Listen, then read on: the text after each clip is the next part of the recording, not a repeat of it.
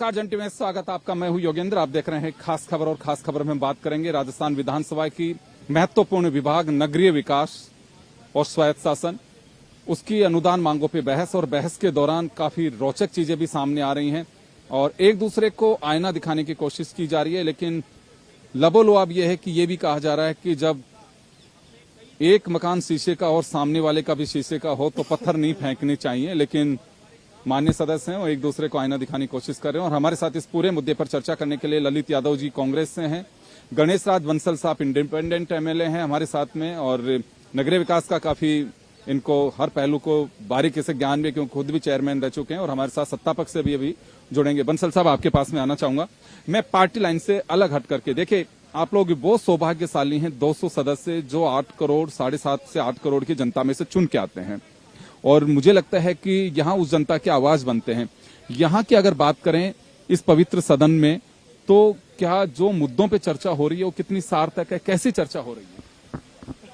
मैंने ये देखा है कि अभी जो आज स्वायत्त शासन व नगरीय विकास विभाग के मुद्दों पर चर्चा हो रही है, तो आपस में कांग्रेस और भाजपा के सदस्य जो मान्य सदस्य हैं उनमें कुछ तो विचार सार्थक रख रखे हैं, बाकी सभी एक दूसरे पर आरोप प्रत्यारोप लगा रहे हैं और सदन का जो अमूल्य समय है वो खराब कर रहे हैं। मैं सभी माननीयों से ये निवेदन करता हूं कि आप जनता की बात को इस सदन में रखें और जनता की हम क्या सेवा कर सकते हैं वो हमें इसमें विचार करना चाहिए। बंसल साहब, आपको लगता है कि आपने कहा कि बड़ी अच्छी बात है, कई पार्टियों के सदस्य भी कहते हैं कि देखें हम यहाँ पे छोटी मोटी बात हो सकती है कि वो एक आप पैरा जोड़ सकते हो, लेकिन वास्तव में होना जाना वो तो जो सरकार को तय करना है, लेकिन अपनी ओर से वो सुझाव जरूर देने चाहिए क्योंकि हिस्ट्री में वो पढ़े जाएंगे। यहाँ पे जो कुछ हम बोल रहे हैं वो रिकॉर्ड होता है आप लोगों का बाकायदा। आज नहीं तो कल कोई उस आर्काइव में से देखेंगे कि गणेश राज बंसल साहब ने या ललित यादव ने क्या कहा था उस वक्त। तो ये कुछ ख्याल रखने की आवश्यकता है या फिर वास्तव में ट्रेनिंग की जरूरत है यहाँ पे? अभी जनता ने जब हमें जिस उद्देश्य के लिए चुन के यहाँ भेजा है, हमें उनकी मांग के अनुसार यहाँ मांग रखनी चाहिए। जनता को जो मूलभूत सुविधाएं हैं, अच्छी ड्रेनेज व्यवस्था, अच्छी सड़कें, अच्छी लाइट व्यवस्था, अच्छे पार्क और अच्छे स्वास्थ्य और अच्छी शिक्षा और अच्छी परिवहन के साधन, ये सब मुहैया कराने का हमारा प्रथम कर्तव्य है। इस पर ही विचार किया जाना चाहिए और आम जनता की जो मूलभूत सुविधाओं को और ध्यान रखना चाहिए। चलिए बंसल साहब, आप बने रहिए हमारे साथ में। मैं ललित जी का रुख करना चाहूंगा। ललित जी, शहरों में जो क्राउड है ये सबसे बड़ी चिंता है। आप, हम, बंसल साहब सब गाँव से निकल करके आए हैं और यहाँ पे भी आकर के देखते हैं कि वही हालात हैं, तो लगता है कि लोग ठगा हुआ सा महसूस करते हैं। वैसे एक अंतर हो सकता है, यहाँ रोजगार के अवसर है, गाँव में थोड़े कम है। तो क्या लगता है कि वास्तव में शहरों की जो बनावट है, जिस मकसद से शहर बसाए गए थे, वो पूरा हो पा रहे हैं? इसकी चर्चा हो रही है कहीं? देखिए, आप बिल्कुल ठीक कह रहे हैं कि गांव के लोग शहरों में प्लान करके आ गए रोजगार की तलाश में, लेकिन जब वो गांव से यहाँ आकर के रहने लगते हैं तो उनको अपने आप को ठगा सा महसूस करते हैं कि हम आए तो प्रदेश की राजधानी में, लेकिन हमारे गांव से भी बदतर हालात यहाँ हो रखी है। बरसात का मौसम होता है तो घरों में पानी घुस जाता है। शहरों में भी अब तो लाइट जाने का आप लोग देख रहे हो किस प्रकार का वातावरण बना हुआ है।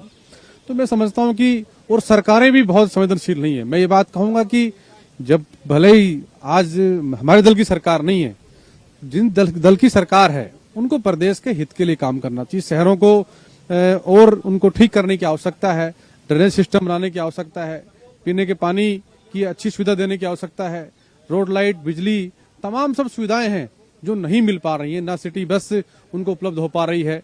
तो मैं आपके माध्यम से यही बात कहना चाहता हूं कि हम सबको मिलकर के प्रदेश के 8.25 करोड़ जनता के प्रति जो जवाबदेही हम सबकी है, इस सदन की है, उस प्रदेश के लिए हम भलाई के लिए काम करना चाहिए। और हम तो नए लोग चुन करके आए हैं और आने के बाद यहाँ देखने को मिलता है कि एक दूसरे के ऊपर टिक्का टिप्पणी करने के अलावा कोई काम करते नहीं है। मैंने पिछले बजट सत्र में भी इस डिमांड पर मांग रखी थी, लेकिन माननीय मंत्री और सरकार ने कोई काम करने का नहीं किया।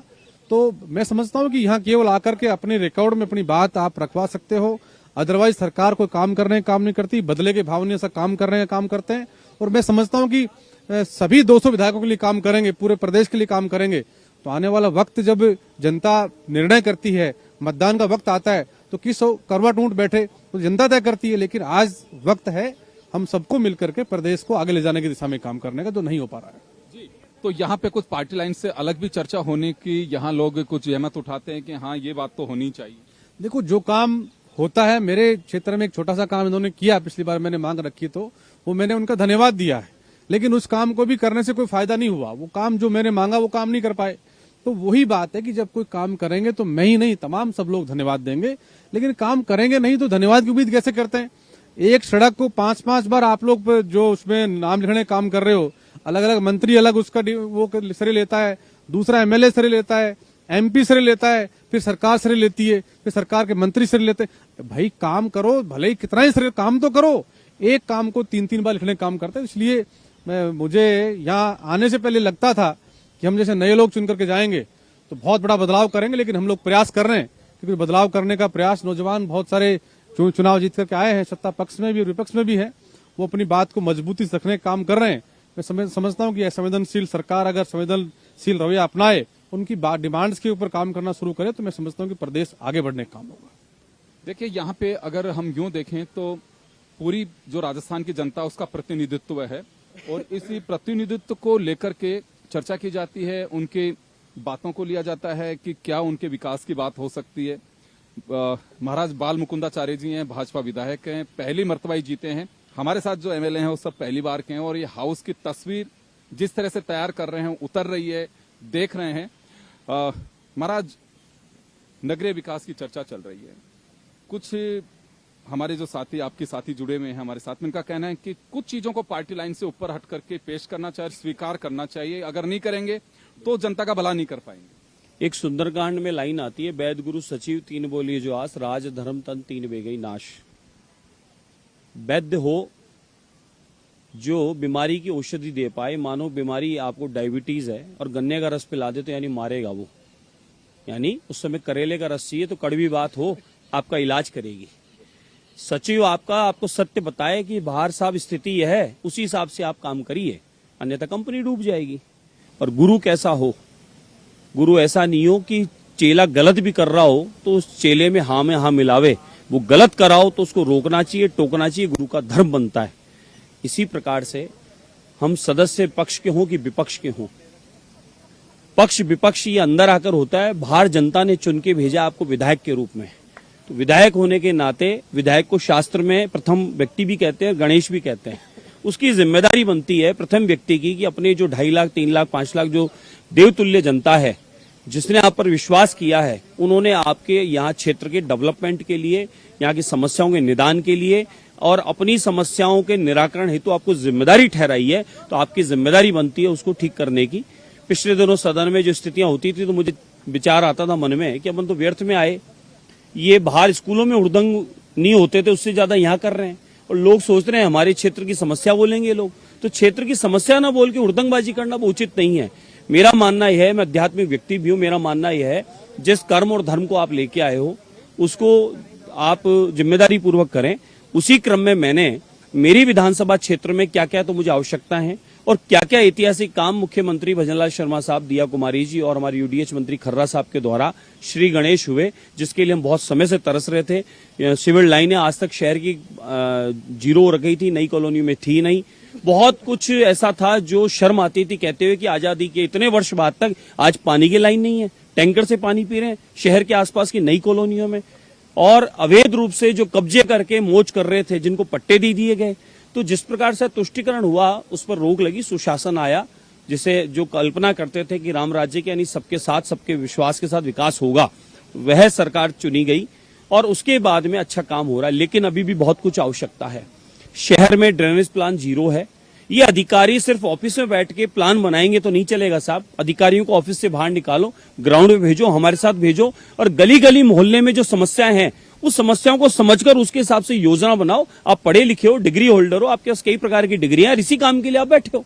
साथ ही जिस प्रकार से शहर का स्वरूप बिगाड़ा जा रहा है नए नए बिल्डिंग कॉम्प्लेक्स के नाम पर, उससे शहर की जमीनों की रेट तो बढ़ रही है, लेकिन शहर का व्यक्ति पलायन कर रहा है और बाहर जा रहा है। शहर कॉमर्शियली हो जाएगा तो कहां पार्किंग करेंगे, कहां पर यहाँ के लोगों को जो रहते हैं उनको सुविधा दे पाएंगे, और वहां के रहिंदा जो लोग हैं बेचारे पुराने समय से रह रहे हैं वो कहां जाएंगे रहने के लिए। इसलिए सवाल खड़ा किया उस पर ललित यादव जी ने एक बात कही कि हम गांवों से शहर की ओर, बड़े कस्बों की ओर आए, ये मान करके कि चलो बच्चों के लिए सुविधाएं मिलेंगी, और यहाँ पे भी आकर के अगर और क्राउडेड चीज देखते हैं तो फिर लगता है कि गांव ही बेहतर है। इसका कुछ सॉल्यूशन निकाल। मैं निवेदन कर रहा हूं यूडीएच मंत्रालय से, एक आम नागरिक, जनप्रतिनिधि और समस्या जो मौके पर है वह देखते हुए कह रहा हूं, आप गांव को भी डेवलप करिए, छोटे कस्बों को भी डेवलप करिए, सभी जगह डेवलपमेंट होना चाहिए, वहां की रेवेन्यू जनरेट होनी चाहिए, वहां के लोगों को आप मूलभूत सुविधा दोगे तो वो नई कॉलोनियों में या शहर की ओर नहीं भागेगा साहब। आप डेवलप सिर्फ खाली रोड का न करिए, आप डेवलप करिए तो चारों ओर की जो व्यवस्थाएं हैं, स्कूल कॉलेज भी होनी चाहिए, सुरक्षा भी होनी चाहिए, थाने चौकी भी होनी चाहिए, नगर पालिका नगर निगम जो आवश्यकता है वो भी होनी चाहिए, पंचायतों को भी समृद्ध करो, पंचायत में रेवेन्यू भी जनरेट होना चाहिए, पंचायतों को भी अधिकार और बढ़ाओ और उनकी कमाई के जरिया उनको बताओ और उनके बजट बढ़ाओ। सभी शहर ही नहीं, मैं कहूंगा गांव ढाणियों का भी विकास होना चाहिए। प्रत्येक व्यक्ति की विकास की जिम्मेदारी सरकार की होती है और वो करने की जिम्मेदारी लेनी चाहिए। इसलिए इस नए डेवलपमेंट में नवाचार होना चाहिए, पुराने ढर्रे पर नहीं चलना चाहिए। अन्यथा 60-70 साल में जो स्थितियां हुई, आज हम देश विदेश कहीं और जाते हैं, कुछ और क्षेत्रों की बात करते हैं, केरल इत्यादि की बात करते हैं, वहां छोटे छोटे गांव कस्बे इतने अच्छे डेवलप हुए हैं साहब। छोटे छोटे गांव कस्बों में बड़े लेवल की मंडियों जैसे व्यापार वहां हो रहे हैं, छोटे छोटे गांव कस्बे में पर्यटन टूरिस्ट वहां डेवलपमेंट हो रहा है, इनकम के सोर्सेज बन रहे हैं, तो आसपास के 5-7 गांवों के बीच में कॉलेज स्कूल हॉस्टल बन रहा है। तो मैं चाहता हूं कि यहां पर ये अधिकारी नवाचार करें, हमारे साथ बैठे, मौके पर क्या समस्या, उस समस्या को समझकर वहां का निराकरण करें। आज तक हम लोग सिर्फ सड़क, गटर, पानी, बिजली, आजादी के बाद आज तक क्या हम इन्हीं बातों पर चर्चा करते रहेंगे, इन्हीं बातों के लड़ते रहेंगे? अब तो इससे आगे और बढ़ने की बात है साहब। राजा महाराजों की व्यवस्था ज्यादा ठीक थी फिर तो, जो अच्छे से कस्बे बसाते थे, अच्छे से सुरक्षा प्रदान करते थे। मॉडल की बात की है सर, बंसल साहब मेरे साथ खड़े हैं, चेयरमैन रहे हुए हैं। पॉलिटिकल दखल की वजह से रेवेन्यू मॉडल सक्सेस नहीं हो पाता है। अभी जैसे कि आपके यहाँ पे आप देखिए नगरीय कर है, लेकिन कहा जाता है कि मार्च का इंतजार करते हैं और फिर उसमें किसी न किसी के माध्यम से उसको ड्रॉप करा देते हैं। ये मालूम नहीं होता देने वाले को कि एक बार ड्रॉप है वो खत्म नहीं हुआ है। तो वास्तव में ये अगर विकास चाहिए तो खर्च भी करना पड़ेगा, इस मॉडल को भी थोड़ा ध्यान में देना पड़ेगा। बिल्कुल है। जो मैंने अभी एक सवाल खड़ा किया है, अभी एक गर्ग साहब थे हमारे निर्दलीय, नहीं उससे भरतपुर से आरएलपी से विधायक हैं, उन्होंने एक अच्छी बात कही, जनप्रतिनिधि पे क्वेश्चन लगता है। बात ठीक है, जनप्रतिनिधि जिम्मेदार है, लेकिन इस जिम्मेदार के अधिकारी नहीं है। हमारे यहाँ केंद्र सरकार के द्वारा पिछले कांग्रेस काल में 800 करोड़ रुपए आया था स्मार्ट सिटी का। हम कह रहे हैं 800 करोड़ रुपए का वो आके हमारे को काम चेक करा दे अधिकारी। मैं वो जनप्रतिनिधि चले गए, मैं उन पर आरोप नहीं लगा रहा हूं। अब वो अधिकारी आज भी हैं मौके पर, वो जाएं, अगर वो गलत थे तो हिसाब दे दे, बता दें कि वो गलत थे। उन अधिकारियों को साहब साथ कह दिया, आप चलो साहब, हमें बताओ कौन कौन से पेड़ कहां कैसे लगाए थे आपने, कौन सा पत्थर कैसे चिपकाया था आपने, कैसे पैसे का आपने, देसी भाषा बोलूं मारवाड़ी आदमी, पीपड़ा मूल किया था आपने, उस पैसे की बर्बादी कैसे की थी आपने। परकोटे में आज वही स्थितियां हैं, न पार्किंग आप सुधार पाए, न वहां पर आप लोग है ना लाइटिंग इत्यादि की व्यवस्था आप सुव्यवस्थित कर पाए, न वहां शहर के लोगों को सुविधा दे पाए, प्राचीन पार्कों को आप ठीक नहीं कर पाए। स्मार्ट सिटी के नाम पे आपने कंक्रीट का जाल बिछाया और 800 करोड़ रुपए की जो बर्बादी की उसका हिसाब आप दीजिए। तो मैंने जब ये पत्र लिखे तो पता चला मुझे कि उन अधिकारियों ने एडवांस रिटायरमेंट की फाइल लगा दी। देखिए आप, ये एक बहुत बड़ी बात है साहब। ये अधिकारी ट्रांसफर कराना चाह रहे हैं, ये अधिकारी रिटायरमेंट लेना चाह रहे हैं और ये अधिकारी मौके पर बताना नहीं चाहते। इस प्रकार के अधिकारियों के लिए भी कमेटी बन के और जल्दी जांच होकर इनकी होनी चाहिए। एनके गुप्ता जैसे हमारे कई अधिकारी हैं साहब, जो पैसे का दुरुपयोग किया उन्होंने, आज वो बिल्डिंगें गिर रही है, दरारें चल रही है, और वो हॉस्पिटल के काम, जो काम आज के 5 साल पहले 4 साल पहले होने थे, वो हॉस्पिटल के काम आज तक नहीं हुए। डेट पे डेट वो लोग बढ़ा के उनको आगे दिए जा रहे हैं और घटिया क्वालिटी का जो काम हो उसको हमने लाइव दिखाया है। आज तक उनको जांच नहीं हो पा रही, उन अधिकारियों के खिलाफ कार्रवाई नहीं हो पा रही। तो मैंने तो खुद ने ये कहा है कि सिस्टम में और थोड़ी दुरुस्ती की आवश्यकता है, इन अधिकारियों की भी जांच की आवश्यकता है, इनकी संपत्ति की भी जांच की आवश्यकता है, और ये जब तक रिटायरमेंट नहीं होने चाहिए, जब तक ये जिम्मेदारी पूर्वक जो काम करवाए वो उसका हिसाब दिखाकर देके नहीं जाए। बड़ी बात कही है आपने, पार्टी लाइन से अलग हट करके बात की है और ये होना चाहिए। मैं बंसल साहब, अभी महाराज ने कहा कि रेवेन्यू होना चाहिए, तो रेवेन्यू मॉडल को लेकर के यहाँ बहुत ज्यादा चर्चा नहीं हो पा रही है। रेवेन्यू के मामले में प्राय मैंने देखा है कि जो भी कोई रेवेन्यू हम जनरेट करने का प्रयास करते हैं तो इसका बोझ आम जनता पर पड़ता है और आम जनता टैक्स देना नहीं चाहती। आज के समय जो नगरीय विकास कर है वो भी आम जनता देने के लिए आनाकानी करती है, जबकि 31 मार्च चल रहा है और सरकार की तरफ से ब्याज पर, शास्ती पर भी छूट की हुई है, लेकिन आम जनता के पास जब भी टैक्स वसूल करने जाते हैं तो वो देने में आनाकानी करते हैं और ब्रांडेड कंपनियों को जो एडवर्टाइजमेंट करती है उस पर टैक्स लगाकर हमें रेवेन्यू जनरेट करना चाहिए।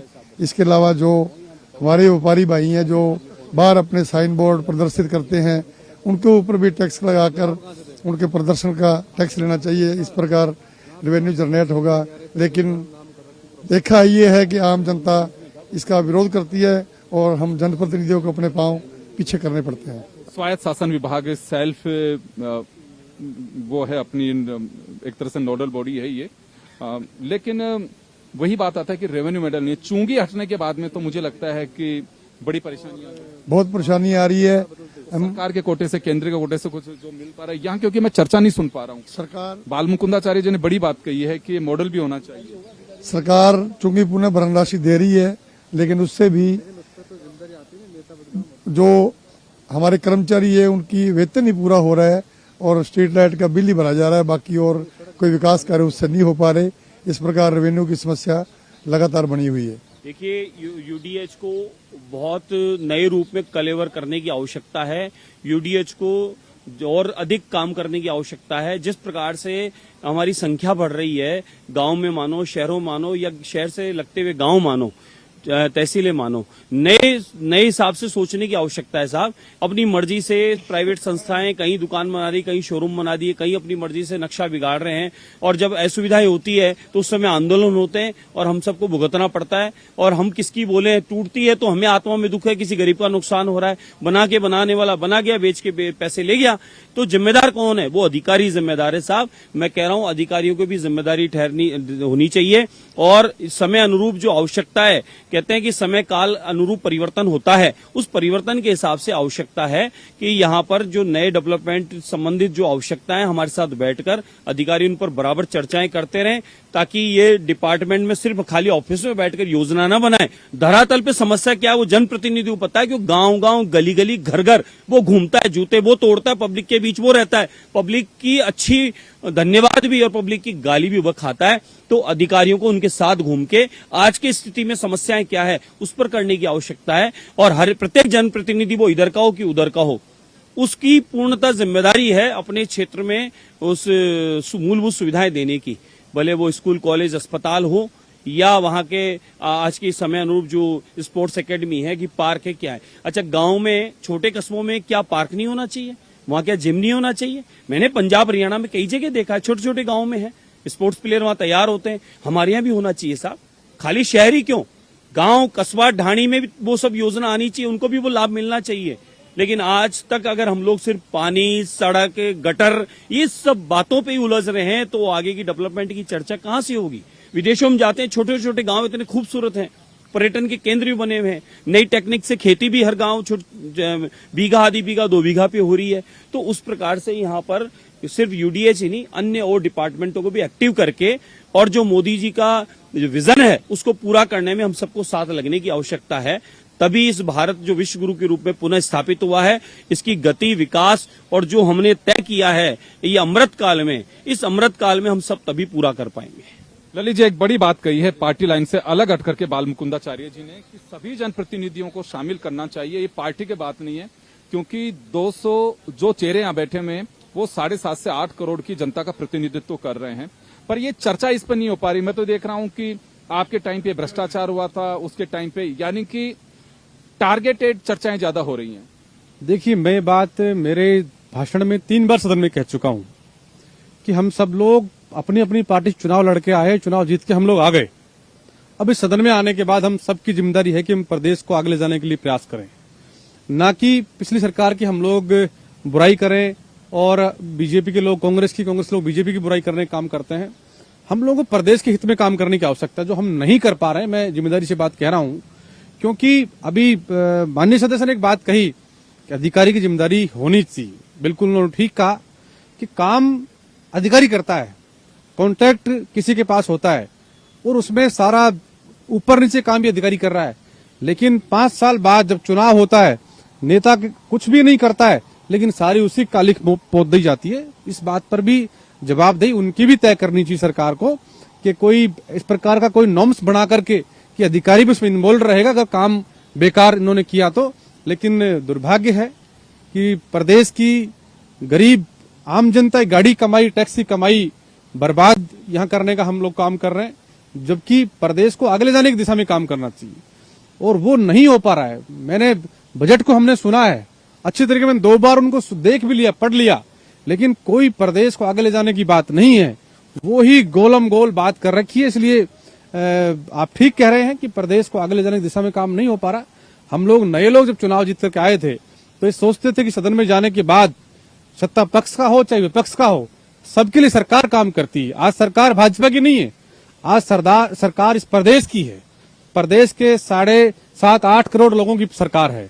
उन सबके लिए काम करने की जरूरत है, न कि केवल भाजपा के लिए काम करने के लिए। सरकार, मुझे ये कहते हुए कतई कोई कुरेज नहीं है कि सरकार केवल कुछ भाजपा के लोगों के लिए काम कर रही है। भाजपा पूरी के लिए भी नहीं काम कर रहे, कुछ भाजपा के लोगों के लिए काम कर रहे हैं, इसलिए प्रदेश आगे नहीं बढ़ रहा है। बंसल साहब, मैं एक बात जानना चाहूंगा। एक चीज देखिए, आप अभी बाल मुकुंदाचार्य जी भी कह रहे हैं कि लायबिलिटी सबकी फिक्स होनी चाहिए, जो दोषी उस पर कुछ न कुछ होना भी चाहिए। सिस्टम है वैसे तो, लेकिन इस हाउस में एक चीज और आती है। मैं आज बीजेपी की सरकार है, पहले कांग्रेस की गवर्नमेंट थी। आप तो खुद भी सिस्टम से जुड़े हुए हैं, आप चेयरमैन रहे हैं, बहुत अच्छे से जानते काम कैसे लेना होता है। यहां किसी अधिकारी का नाम अगर कोई ले देता है तो उसको एक्सपंज करा दिया जाता है। किसी सदस्य जनप्रतिनिधि का नाम लो तो उसमें देखा जाता है कि हम देख लेंगे इसमें क्या करना है। तो आपको लगता है कि थोड़ी कुछ चीजें अगर सच्चाई हैं तो इसकी तहकीकात भी करानी चाहिए और ताकीद किया जाना चाहिए कि गलत फैक्ट्स के साथ में चर्चा ना हो। बिल्कुल ये सही है, गलत फैक्ट पर चर्चा नहीं होनी चाहिए। और हमारी सरकार का प्रथम दायित्व है कि वो पूरे राजस्थान में विकास करे, न कि भाजपा के या अपने सहयोगियों की बात सुने। सभी 200 जो जनप्रतिनिधि चुन के आए हैं, वो जनता ने भेजे हैं, उनके सभी का राय लेते हुए, उनसे मार्गदर्शन लेते हुए अच्छे विकास कार्य करेंगे तो निसंदेह सरकार दोबारा रिपीट होगी। आपके सामने मेरा एग्जाम्पल है। मैंने मेरे शहर हनुमानगढ़ में सभापति रहते हुए 60 के 60 वार्डों में बिना किसी भेदभाव के मैंने बराबर विकास कार्य कराए और आज उस देवतुल्य जनता ने मुझे निर्दलीय प्रत्याशी के रूप में यहाँ विधायक बनाकर भेजा। तो निसंदेह जो आप बिना किसी भेदभाव से कार्य करोगे तो जनता उसका आपको इनाम देगी। तो आपने बताई जो यहाँ पे एक लायबिलिटी यानी कि जिम्मेदारी फिक्स होने की बात है और फैक्ट्स के साथ में चर्चा होनी चाहिए। चाहते भी सब कुछ यही है, लेकिन कभी आप लोग रखते हैं आपस में ऑफ द रिकॉर्ड चर्चाएं, हाउस में छोड़िए या अध्यक्ष जी से बात करके आप कि साहब कुछ चीजें ऐसी होनी चाहिए जिसमें हमें लगता है कि कोई अर्थ नहीं उन चर्चाओं का, या तो कुछ ऐसी हो कि जो सार्थक चर्चा हो। अभी तक तो सार्थक चर्चा के बारे में कोई किसी प्रकार की बात नहीं हुई। अभी तक तो सरकार धीरे धीरे गति पकड़ रही है। अब आगे इस बजट के पश्चात क्या होता है आगे देखा जाएगा। चलिए, हमारे साथ में भीलवाड़ा से विधायक कोठारी साहब भी जुड़े हुए हैं। कोठारी साहब, कैसी चर्चा चल रही है? आपका भी एक ख्वाब रहा कि मुझे विधानसभा का सदस्य बनना है और आज महत्वपूर्ण विषय पे, नगरीय विकास पे चल रही है। इस चर्चा से आप पे जो कैसा लग रहा है आपको? ये यही खड़े रहिए जी। अभी देखिए सर, ये तो बहुत ही महत्वपूर्ण चर्चा है, क्योंकि किसी भी देश का जो विकास इंफ्रास्ट्रक्चर और डेवलपमेंट पर आधारित रहता है। और हमारे देश के जो प्रधानमंत्री जी हैं, उन्होंने अभी 78वें स्वतंत्रता दिवस पर बोला भी था कि अभी देश का ध्यान ग्रीन और ग्रीन जॉब पर है। उसका पूरा हाँ, वापस एक बार वापस ले जाओ। नहीं क्लीन नहीं लाइव चल रहे हैं आप। अच्छा, एक बार वापस ले जाओ। मैं तो ये जो अंदर हमारी जो चर्चाएं हैं कितनी सार्थक हैं, क्योंकि बंसल साहब हैं, खुद एक चेयरमैन रह चुके हैं, ललित छात्र राजनीति से आए, आप भी क्योंकि इंडिपेंडेंट विधायक बनकर के आए हैं और निश्चित रूप से बीजेपी कांग्रेस दोनों की पार्टियों के जो प्रत्याशियों को हराया, तो कुछ तो आपने भी सोचा होगा, जनता की काफी अपेक्षाएं आपसे भी होंगी क्योंकि शहरी क्षेत्र के मतदाता हैं आप। अभी देखिए, प्रदेश की सरकार का 1.25 साल निकला है। सरकार बहुत अच्छे से कार्य कर रही है। लास्ट जुलाई में बजट आया है, करीब 9 महीने 8 महीने हुए हैं और अच्छे से कार्य कर रही है। और विधानसभा में तो सभी विषय और मंत्री जी का, माननीय सदस्यों का पूरा चर्चा रहती है विकास को लेकर और अच्छे से चर्चा चल रही है। तो आज की जो चर्चा चल रही है नगरीय विकास की, हम कह सकते हैं कि सार्थक चर्चा है। हाँ, सार्थक चर्चा कह सकते हैं। बहुत ही अच्छी चर्चा है। दोनों पक्ष है, पक्ष के भी है, प्रतिपक्ष के भी है। बहुत ही प्रतिभाशाली। शहरों के विकास को लेकर कुछ कहेंगे कि हाँ ये पार्टी लाइन से अलग हटके होना चाहिए, कुछ इस तरह से हो? शहरों को विकास के लिए भी प्रदेश की सरकार ने clean and green eco city केंद्र सरकार की तर्ज पर 16 शहरों में दिया है। और अभी इस बजट में भी इंफ्रास्ट्रक्चर और डेवलपमेंट को लेकर बहुत बड़ा बजट दिया है। उनका जो मेन थीम रही ग्रीन सिटी के ऊपर भी, ग्रीन बजट और इंफ्रास्ट्रक्चर डेवलपमेंट पे लेकर, तो ये तो सरकार की प्राथमिकता है कि प्रदेश का विकास बहुत अच्छे से होगा, क्योंकि एक अच्छा विकास ही देश का दर्पण होता है। एक नगर का विकास प्रदेश का होता है और प्रदेश का देश का दर्पण होता है।